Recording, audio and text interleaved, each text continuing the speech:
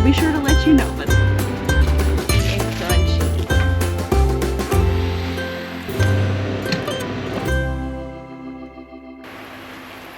Hello and welcome back to Sage and Stone Homestead. My name is Heather. So I do have a food preservation vlog for you today, but before we get into that, if you happen to be watching this on the day that I posted it, today is Labor Day, and this is the last day of Epic Gardening's Labor Day sale, which is one of their best sales of the year. Many things are up to 30% off. I actually saw a couple of things that were over 30% off, and this really is the best time of year to get a good deal on a lot of gardening supplies. We're starting to close up really the major part of the growing season, and a lot of companies really just want to clear inventory, and you guys can benefit from that. So one of the things that's on sale right now that I have loved personally are these American-made, American Trade Company seed starting trays.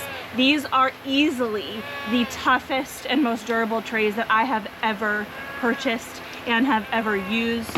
This is how I started our fall garden, and this is a lot of plants. This is very beneficial to me because I have a small seed starting space inside my house, and I can fit many plants under my grow lights. Now they can't live in here for super long, but this allows me to get a good head start when it's way too hot to have brassicas outside.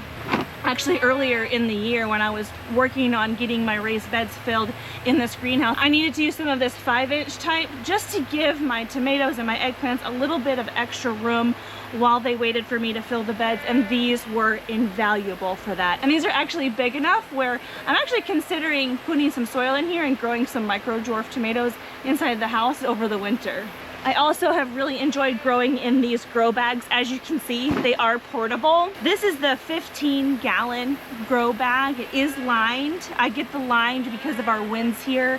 Winds can tend to dry out grow bags pretty quickly, but these guys have done really well throughout the year. It fits 2 cubic feet of soil with a little bit at the top, which is good if you wanted to add mulch or something to the top of it. I'm yanking this in the greenhouse right now because I am making my fall and winter plans, and because these are portable, I get to move them in here and utilize them inside the greenhouse, so that has a lot of value to me. If you do happen to want to check out the sale, I do have the link in the description box and in the pinned comment. Don't forget to add our coupon code because our discount stacks on top of the already awesome deals.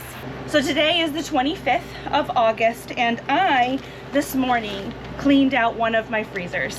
Not all the way, but I cleaned out some of it, and part of what I unearthed, ooh, my bag broke. Maybe that's why it was double bagged.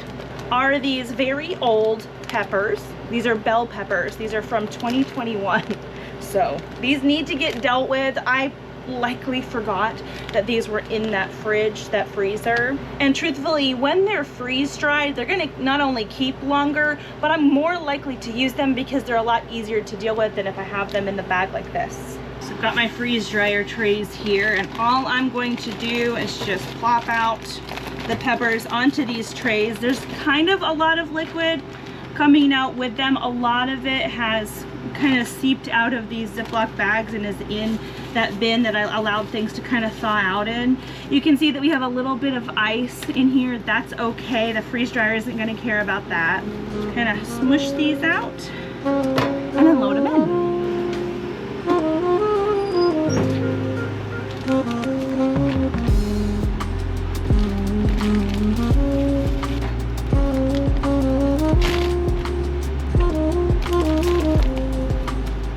Now, the peppers that I pulled out of the freezer only fill up 4 of the 5 trays, and ideally we have all of the trays relatively evenly filled with things that are about the same kind of moisture and density, just so that the freeze dryer can freeze dry everything thoroughly. There are sensors in the freeze dryer that can sense when the trays are dry, and if I have something that's underloaded, that tray can read dry and it can kind of throw things off.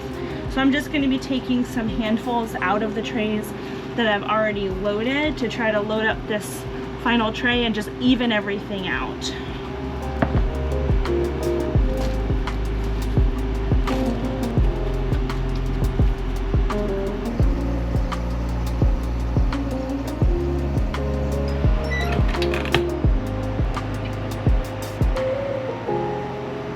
Now the freeze dryer is gonna deep freeze everything before the pump down here kicks on and it does the actual freeze drying. This usually takes about 2 days when I load in fresh or previously frozen food. I usually do not pre-freeze my food when I put it in the freeze dryer. You can, but I almost never have the freezer space in order to do so. And the next thing we're going to tackle today is actually a project that I started last week. I harvested these chicken and dumplings cowpeas as part of the garden tour, and as you can hear, they are all dry. So they've been sitting in my shed. Today is Sunday, and I harvested them on Tuesday morning. So they've been here a little while. Some of them were quite juicy when we shelled them. So they're gonna be just as dry as beans that you would buy from the store. But if you want to check, just pick up a few peas or beans, kind of pinch them with your thumbnail. And if your thumbnail doesn't leave an impression, they're good and dry.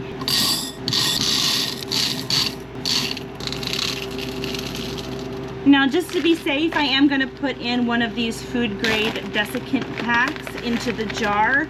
This is just going to take out any residual moisture and any humidity from the air in the shed. I am going to vacuum seal these, and that will help their storage life too. Ooh, I think I heard a pink. Yeah. Here we go. And then you could put these in the freezer if you wanted to. Some people do because they're worried about bugs laying eggs in here and those eggs hatching. That is a distinct possibility. You want to be careful because that can reintroduce moisture. If I were to do that, I probably would put a band on this just to be sure that if the seal did pop, moisture from the freezer wouldn't get in there. I've also heard of people only putting them in the freezer temporarily just in case there was any weird bug egg or anything that would kill it. Probably about 36 hours in the freezer would be good enough, and then you can pull it out and store it on the counter. But again, you want to be careful and make sure that moisture doesn't enter in here. So far, just sticking it on the shelf hasn't been problematic for us, but it seems like every time I say something like that, the problem then arises. So I guess I'll be sure to let you know. But so far, so good for the past couple of years. Hello and happy Monday the 26th. The freeze dryer did its thing last night, did its deep freeze, and it actually did kick on the pump and start freeze drying last night. So this may not take as long as I thought it would. So yesterday when I cleaned out the freezer, I pulled out 1, 2, 3, 4, 5, 6 bags of tomatoes. Some of them were from a couple of years ago and they really need to be processed. I would say that as far as expense goes with preserving food, freezers are probably the most expensive thing that you can do because they run all the time. Now they cost less energy to run when they're full just because the contents of the freezer helps maintain the temperature, but still I don't even want to think about how much energy went into preserving these tomatoes while they were sitting in that freezer when they could have just been preserved by canning and sitting on the shelf and only taking up like a condensed amount of energy in order to preserve them. But so it's probably a good idea not to let them sit in the freezer longer than you need to because it's just wasted energy and wasted space at that point. But there's a lot of liquid coming out of these tomatoes, and that is a good thing. That is part of the reason why I like to freeze tomatoes. Even if I'm just gonna freeze them for a couple days, this is awesome. I don't know if you can see what just happened there, but a tomato fell right out of its skin, and that is a really awesome reason to pre-freeze your tomatoes because it makes peeling them very easy. You can heat up a pot of water and blanch the tomatoes or like dunk them in the boiling water for a couple of minutes until the skin's split and then peel off the skin, but it's a little bit more hands-on than just shoving something in the freezer, and I'd rather touch cold tomatoes than hot ones. So what I'm doing is just taking handfuls of tomatoes out of these bags. I'm letting some liquid drip down into this bin because ultimately what we're going to make with these is hopefully some sauce and some ketchup, and those need to be a little bit thicker and condensed down, and the more liquid that I can just leave in this bin is the less amount of time it's going to take me to simmer these tomatoes down. So what I've been putting the tomatoes in is this food mill, and I haven't gotten to use it for tomatoes yet. I've used it for a couple different things. I've made applesauce using this before, and I've used this to kind of separate persimmons from their skins and seeds, and that was kind of a workout. I don't know if that was necessarily my favorite thing. These worked really well for apples.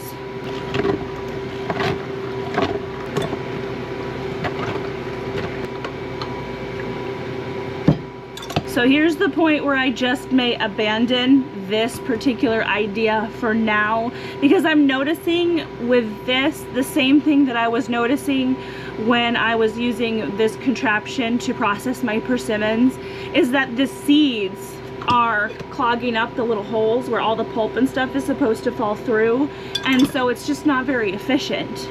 This isn't a tomato mill specifically, it's a food mill, so it would work really well for like ricing down potatoes and making mashed potatoes, and it does work really well for applesauce, but apples have a lot fewer seeds than tomatoes. I am getting some stuff coming through, but I fear that it's quite watery and I'm leaving a lot of good stuff in here. So I think I may kind of retract back up and just do what I'm used to doing, which is cooking down whole tomatoes. I have processed tomatoes into sauce before where I did not peel my tomatoes, and it's a good idea to do so because these skins, when they're heat processed, they can toughen up a lot and just make a weird texture inside the sauce. And also some people have problems with the skins as well as the seeds. Like if you consume too much of them, it can cause gastrointestinal upset. This does depend on the person. All right, so that didn't take too long. It wasn't too bad. I've got the pot plus this bowl full of tomatoes. Some of these are from this year. And I'm gonna utilize my roasting oven here to cook these down. I really like this thing because when you grow a lot of your own food, oftentimes it doesn't only involve a lot of home preserving, but it involves a lot of home cooking, and having something like this means that my stovetop is completely open so I can function normally in my kitchen while still getting a lot of preserving done. I really love this. And here's the rest of them. There is some juice and stuff, and that's okay. That'll cook down. This is what we've got right now. And here are the skins. All right, so we're back inside in our side entryway, laundry room, catch-all area of the house. Happens to be where I have my dehydrator, and that is what we're going to do with the tomato skins that we took off the tomatoes today. Now, you can the tomato juice as well, or freeze it if you like. I find that it makes everything that I add it to way too sweet. I've tried to cook pasta with it, and I've tried to cook rice with it, and I've tried to add it to a number of different dishes, and I simply don't like it, so we will not be using that. But the tomato skins are really nice to make into a powder that is great as like a flavorful thickener that you can add to any number of dishes. So this isn't going to be filling up the entire dehydrator. I will use a couple trays for it, just spreading them out nice and thinly so that they all dehydrate down nice. You can see all the different colors of tomatoes that we have. Doesn't have to be perfect. Something like this works really well.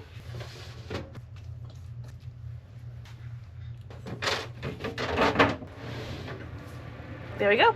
Now we just let the tomatoes do their thing for a little while. So it's definitely kind of loud in here. I apologize, but it has been several hours now. It is evening time. And earlier I came in here and actually took my immersion blender and blended up the sauce. So this is what it looks like right now. It's good and thick. You can barely tell that there were seeds in here. There is the stray seed here and there, but it's really not that bad as far as texture goes. And it's funny, actually, my husband just came home, and oftentimes actually, in the summer, I have not figured out what we're supposed to be having for dinner. I just get distracted outside all day, and sometimes I don't know. So he came home and I said, what do you want for dinner? And he said, we don't have any tomato sauce, do we? And I was like, actually, we do. Now, I do want to pull out about 10 cups of this because we are going to make ketchup tomorrow morning out of some of this tomato sauce. But there's more than 10 cups in here, and so I can use some of it for dinner right away, which is cool. Hello, welcome back. Today it's the 27th, and I actually put the leftover tomato sauce in my Nesco pressure canner, the electric pressure canner right there. Again, this is something that I really like to have in order to free up my stove and my oven. So I was able to cook dinner from scratch last night, which was delicious, by the way. We put eggplant and ground goat inside the tomato sauce with lots of spices. I didn't can up this with any kind of extra spice or anything. I like to leave my options open, so this is just plain tomato sauce. If I'd like to use it for pizza sauce, I can do that and flavor it accordingly. Likewise with things like pasta sauce or any other application. But this morning, our tomato skins are nice and crispy and crunchy. So what I like to make out of this is a tomato powder. And I do have a spice grinder that I like to use for powdering this up nice and fine, but I know that that's not something that a lot of people have in their kitchens. And so today we're going to be using the food processor. And I do get questions kind of frequently in my videos, Heather, why are you wearing your hat inside? It's because I'm inside and outside all the time, and to take it off is just more brain power, so I leave it on. So the idea behind this is pretty simple. We're just gonna load the food processor and pulse until we get a nice powder.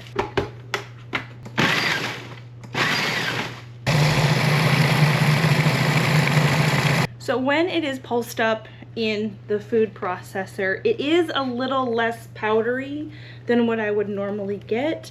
It reminds me a lot of like crushed red pepper in texture. And I didn't let this run for a super long time, but I think that this is still gonna work out great. And we get to test that out because I need to have tomato paste in order to make our Mrs. Wages ketchup. And I don't readily make that. I don't really keep that on hand. What I like to do is either use freeze-dried tomatoes or this dehydrated tomato paste to make a product a lot like tomato paste.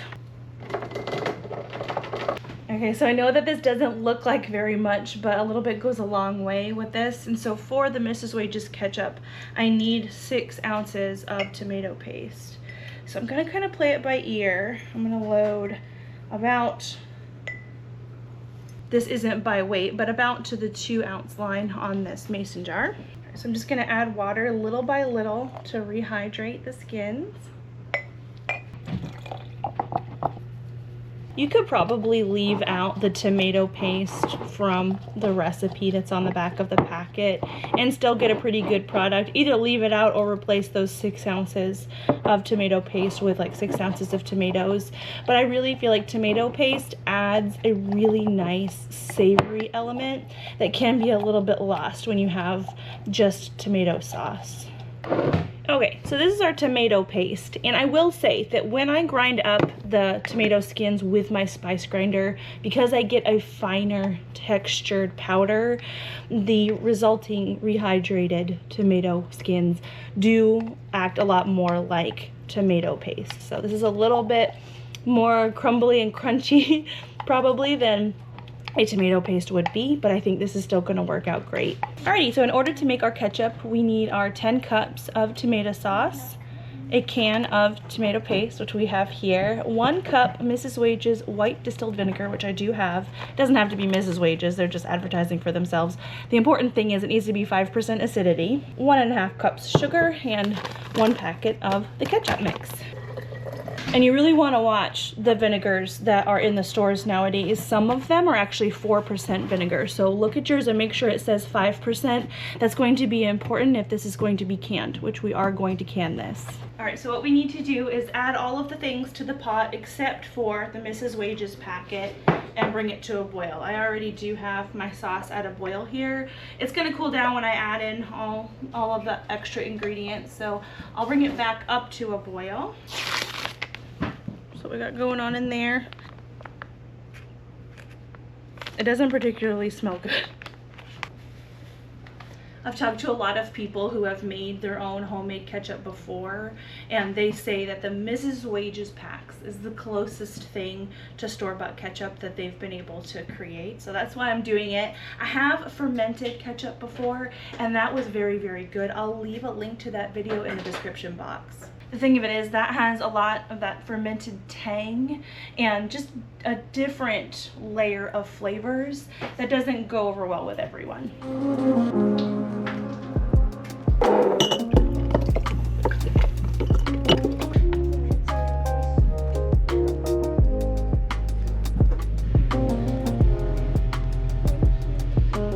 That is good. It's probably going to be better as it sits because, you know, warm ketchup, but I think it's a winner.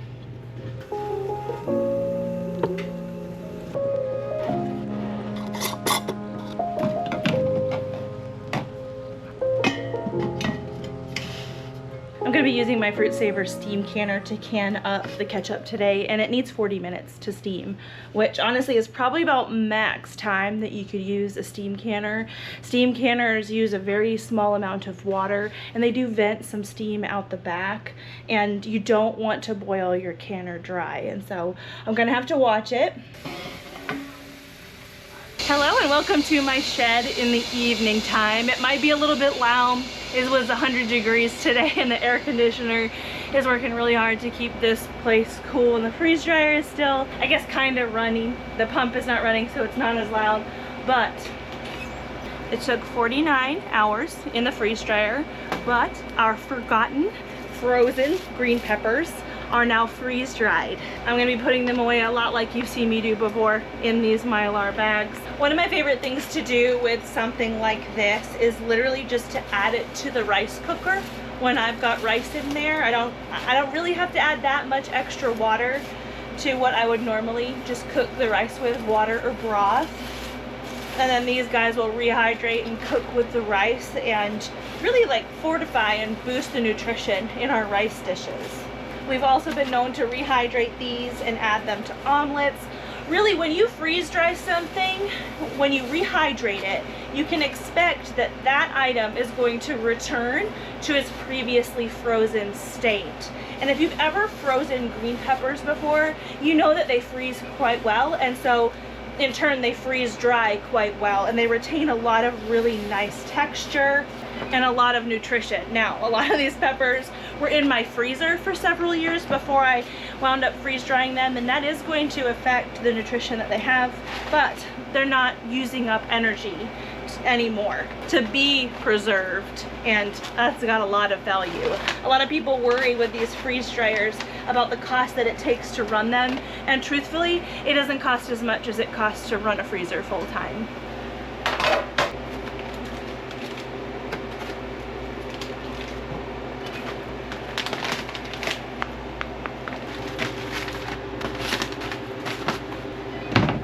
This is the 28th, and I bought an entire bushel of pears. Let me see if I can turn it over so you can see. So these pears were actually pretty green when I bought them on Friday, and they need to be processed. They are starting to kind of turn, like these are actually perfect eating ripeness, and I don't want them to sit longer before I get them processed. So one of the ways that I will be preserving these pears is by freeze drying. It's one of the easiest ways for me to just get stuff put up and I can think about it later. And honestly, freeze dried fruit like this is a really good snack just to have.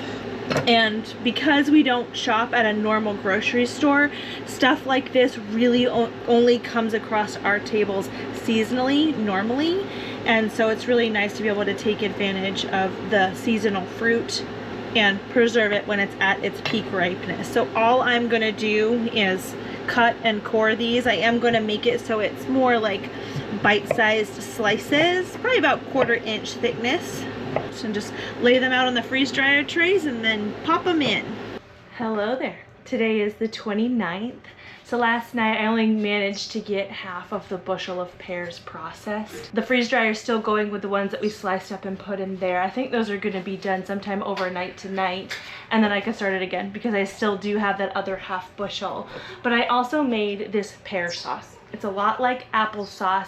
The intention that I was going for was actually I was trying to make a pear jam, but pear is one of those fruits that has a low pectin level in and of itself. Some fruits you can just boil with sugar, you know, using a recipe on the stove, and they don't need any additional pectin in order to set up. But pear is not one of those, and I am very bad at figuring out. I cannot figure out boxed pectin to save my life. So I knew that it could possibly go wrong, and if it did go wrong, it didn't set up quite correctly, we would still have something quite usable. This is a lot like applesauce. Also, I can't remember if I showed you the finished product of our canned ketchup using the Mrs. Wages packs. You can see the little seeds in there a little bit. You honestly can't really detect those when you're using it as ketchup, and so we've got that canned up. That was 6 pints plus the 2 little half pints. And then I got a really good question in the last food preservation vlog that I did, and this person asked, you know, I noticed your freezer full of Chev how can you possibly use all that up in a year? And that is such a good question. So I had shown just a glimpse of one of our freezers. The freezer door is completely full at this point. And actually, that is not all Chev. A couple of years ago, we had 3 of our pigs processed, and much of what you see in that door there is lard. And quite frankly, you can actually use one product from your homestead to take the place of many other products that you could buy from the store. And that lard is a really good example. So we use the lard very often in our cooking in place of essentially any oil. Now, let's say I wanted to make like an Alfredo sauce. I really wouldn't want to replace butter with lard in that case. I might be able to, but I think the Alfredo sauce would be a little bit lacking, where Alfredo tends to have a nice buttery flavor, but we use it in our breads. Really any manner of baked good, it's very good in place of other oils like canola oil. I use it to grease the pan when I fry up things, especially if I'm not really looking for the flavor that bacon fat can bring to a dish. That it works really well for that. I'll use it to grease like pie plates and things. And you can actually use lard to make many body products. So lard goes a really long way. We're only raising pigs every couple of years, so we've got 2 years to go through a lot of lard. We had over 50 pounds of lard come off of our 3 Kuni pigs that we had butchered. And as far as Chev goes, a lot of that in there is Chev. Now, when we use Chev, we use it exactly like cream cheese. We have used it in place of ricotta cheese in a lot of recipes. We can use it just like Chev. Actually, I was thinking about how good it would be mixed with some of this pear sauce, maybe on top of a slice of sourdough bread. Like, that sounds incredible. So making your farm things, or the things that you make, stretch and making them replace many different things that you could buy at the grocery store is one way to use up a lot of food. Now, at the end of that video as well, I actually had peppers in our front freezer that were 3 years old, and oh my goodness, I didn't even know those were there. So I don't have the best organization when it comes to figuring out what's what, what's where. I just sort of have it stored up here, and sometimes I forget that things are there. That's a thing that can happen, and when you see those things happen, it's a good opportunity to evaluate, like, okay, I have not needed to really dip into these peppers, or I haven't missed these peppers enough to like not even remember that they were in the freezer. I haven't missed them in 3 years. Maybe I can use the garden space that I would have maybe had like a 50-foot row of peppers or something. Maybe if we don't use this many peppers in a year, I don't need to grow this many peppers, and we can utilize that space in the garden for something else. It's really not the point to just constantly be chipmunking and hoarding things away. You want to be able to go through the things that you're producing, because that's what they're for. Yeah, so hopefully that gives you some ideas and inspiration and insight. I do make a lot of Chev cheese, partially because it's an extremely easy way to preserve our milk. Ugh. Goodness gracious. And when I don't feel up to standing at the stove for a while making cheese or doing my cream separating in order to make butter, this is the best way that I've found to really not waste our milk. Besides feeding it to the animals, you can definitely just feed it back to your animals if you don't have time to do something with it for humans. Woo! Homesteads are really great where usually you can have some kind of nutrient exchange to where there's essentially no waste. Because a lot on a homestead can be extremely overwhelming, and to be able just to divert the energy into something else, sometimes that's the best we can do. So I've actually made Chev quite a few times this past week. I haven't felt super awesome, I've just been really tired. And this is an example of me being tired. So I knew that the Chev had to come down. If you leave it hanging too long, it gets super dry. You can add back in some of the whey to help moisten it back up, and that works well. What I decided to do was just take down the entire bag and throw it in a Ziploc and put the whole thing in the fridge and deal with it when I felt better.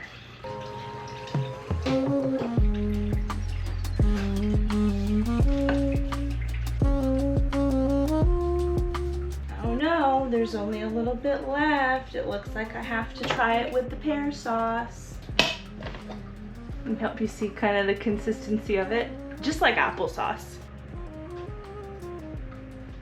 Just like that. Have you guys ever had those? It's like cottage cheese with like a little corner of like jam or jelly on the edge of it. You know what I'm talking about from the grocery store? This is like that. Cottage doubles. That's what it was.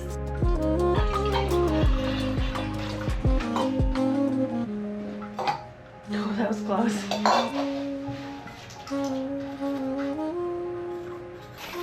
I might have enough for more. What did you do? I'm in the freeze dryer a lot of tomatoes. That's not the freeze dryer, that's the dehydrator.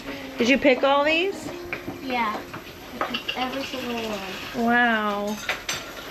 They're tasty. Mm-hmm.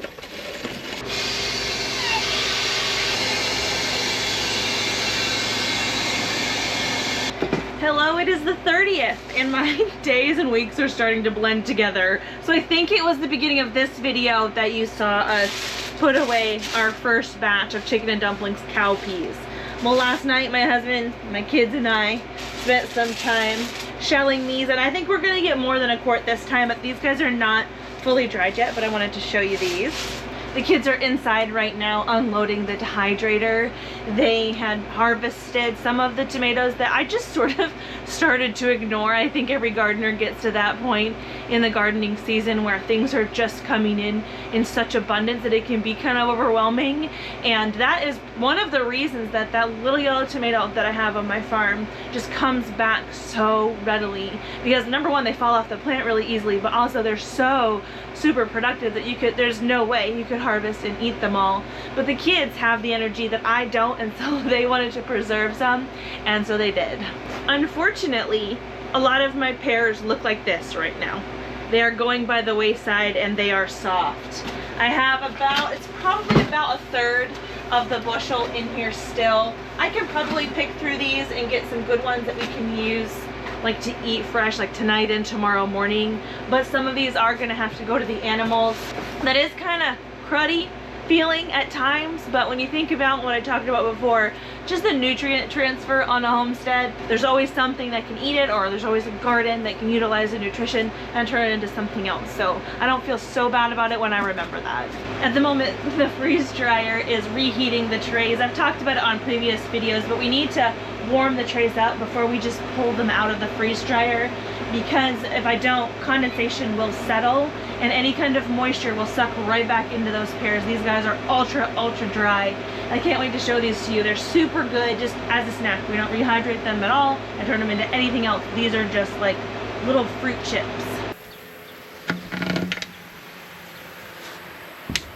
While that heats up, which it doesn't take very long, but I have a hard time sitting still and just waiting. I know I've got some tomatoes in here that need harvesting and putting in the freezer. At least some of them that have started blushing and can definitely come off, like this guy. This doesn't really look like it's blushing, but it is. We're starting to get kind of soft. These ones are pretty much green when they're ripe. This is the Berkeley's tie-dye.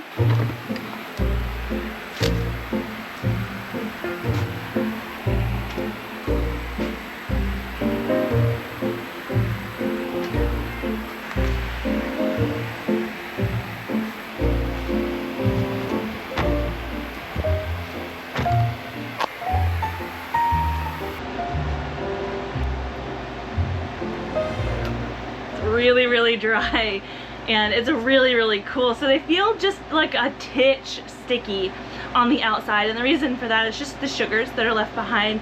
The freeze dryer only takes out the water, and that's one of the reasons that freeze dried fruits like this, especially like bananas and things, they're so good, because the moisture's been removed, and so the flavors are just super concentrated. It's almost shocking to eat freeze-dried fruit because it's such a punch of flavor that I'm just not used to.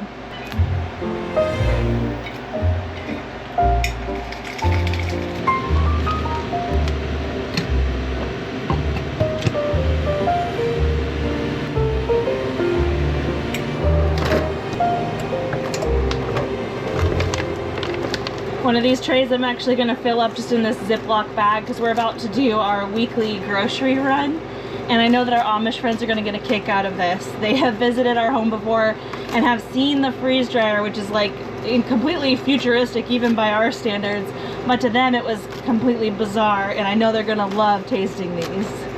Good morning. It is the morning of the final day of the Every Bit Counts challenge, and I can feel myself being ready for a break, for sure. Even though this is something that I do every day anyway, just by the nature of having a decently productive homestead, when you're filming, it adds another layer to things, and I'm kind of tired, and I have an entire refrigerator full of milk again, so we've got to process milk at some point.